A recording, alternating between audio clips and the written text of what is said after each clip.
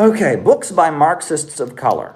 One of the most educational books I ever read on the history of communism in the United States was Black Radical by Nelson Peary. Nelson Peary is an amazing writer. African-American man, was in the Communist Party USA. He fought in World War II. After World War II, he came home and he joined the Communist Party. He was kicked out of the Communist Party because he refused to abandon the Black Belt thesis. And so he eventually ended up starting a Maoist group called the Communist Labor Party. Nelson Peary is one of my favorite writers. Nelson Peary wrote a very good book called The Future is Up to Us, which is about the computer revolution and the implications of the computer revolution for socialism. Amazing guy. So if you're looking for an amazing African-American writer from a communist perspective, Nelson Peary is very good. Now, there's another writer, a little bit older than Nelson Peary, but from a similar background. It's a guy named Harry Haywood. And Harry Haywood was a leader of something called the African Blood Brotherhood. And this was an armed self-defense group during the 1920s of African Americans who fought against the Klan. And the African Blood Brotherhood eventually merged into the Communist Party. And so Harry Haywood published an autobiography. It's called Black Bolshevik. And it is his memoir of being a leader of the Communist Party in the 1930s, eventually getting kicked out of the Communist Party and becoming a Maoist in the 1970s. It's very good. It's a very, very good memoir. Also, there's a very good book by, Ben Davis. Benjamin Davis was a Communist Party member who was on the New York City Council in the 1940s. He was on the New York City Council, Benjamin Davis, and after he was on the New York City Council, he went to federal prison for being a communist. They put him in prison for being a member of the Communist Party. And he wrote a very, very good autobiography called Communist Councilman from Harlem. So I would check that out as well.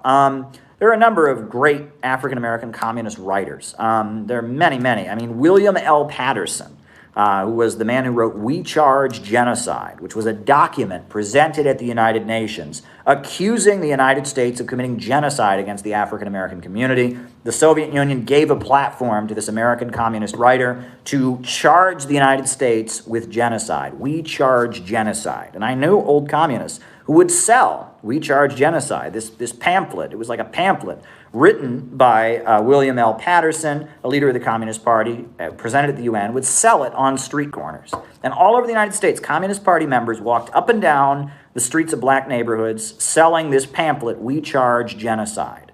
And they would sell it for a nickel or a dime. And it was all over the United States. This document presented at the United Nations, written by an African-American communist accusing the U.S. government of genocide. Amazing stuff. I love the speeches of Kwame Ture, right? Kwame Ture is very ideological, very ideological. He was Stokely Carmichael, later joined the Black Panthers, became Kwame Ture, started the All-African People's Revolutionary Party. Kwame Ture, the scientific socialist, I really have a lot of admiration for him. Very much a critic of imperialism, an anti-Zionist, a critic of Israel. I have a lot of admiration. I've learned a lot from Kwame Ture. Huey Newton's writings are very, very good, especially his theoretical writings. So there are many African-American communist leaders who've done amazing writing that I've learned from over the years. So thank you for asking. Very good stuff. I mean, there's actually a very interesting historian who writes on the history of American communism, Robin D.G. Kelly. And he wrote a book called Hammer and Hoe, and it was about the Communist Party of Alabama in the 1930s and how the Communist Party recruited very heavily among African Americans in the 1930s. And this book, Hammer and Hoe, is very, very good. And it's a very detailed academic history of the Communist Party's role in the black community in the 1930s in Alabama. Very good stuff.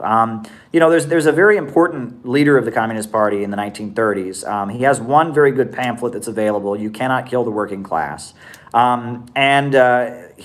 He was actually sentenced to death for preaching communism to the black community. Angelo Herndon was his name, Angelo Herndon. He wrote a very beautiful pamphlet called You Cannot Kill the Working Class, which was about how he became a communist, why he was put on death row. And the Supreme Court eventually freed him.